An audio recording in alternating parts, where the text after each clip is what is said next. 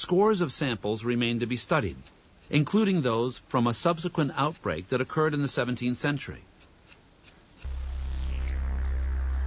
Again, the Black Death would pit the humanity of a people against the innate will to survive.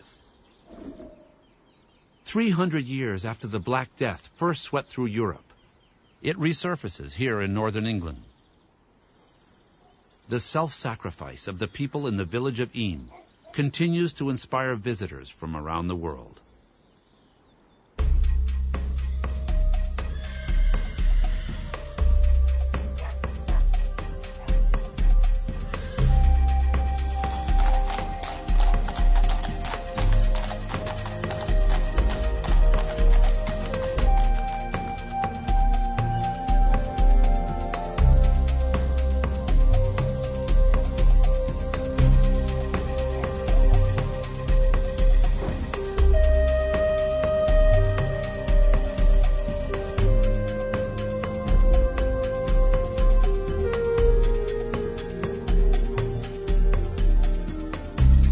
According to legend, in 1665, the town's tailor received a bolt of cloth from London.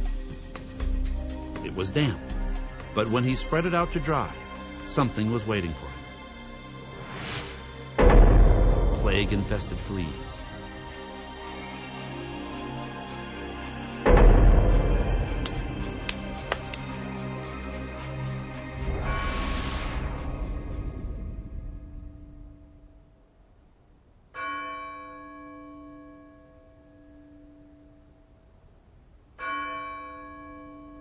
Family after family succumbed to the plague.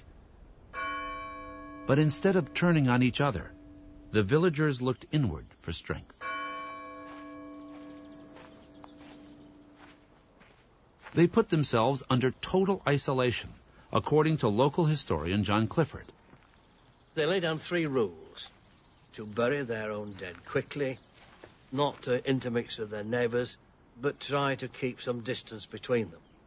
Now, the other thing they did, of course, was to accept quarantine.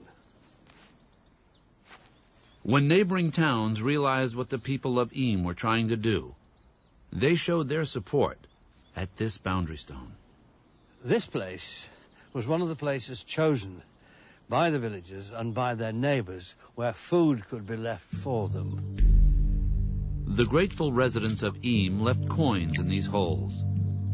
The holes were then filled with vinegar as a disinfectant. Nearly 30% of the villagers died. But the Black Death never spread beyond Eyam.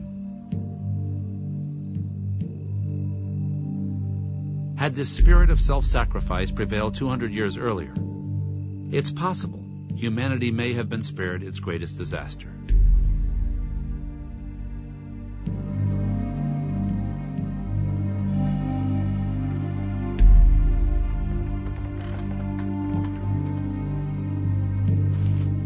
Roughly 33% of Europe's population, some 25 million people, died in the 14th century outbreak. 3 times more people than World War I, some 6 centuries later.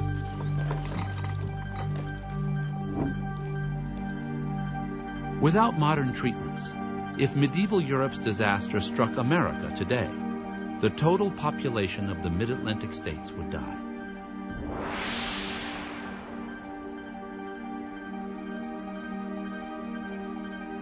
And in spite of new drugs, the bubonic plague is not through with us yet. 200 million people have been killed by the plague in the last 2,000 years. In 1994, it surfaced in India. Within months, 700 were infected, and many died due to delays in treatment. Today, archaeologists and biologists agree that the plague is still out there, waiting for its next opportunity to strike. If we can understand the past, we can understand the present and in some ways predict the future. There may be some new virus that suddenly evolves that can have devastating impacts on the population. And if we can study using archaeological evidence, then it may well help us control them in the future. Hopefully, in a world of miracle drugs, satellite communications, and compassion, the Black Death has seen its final victory.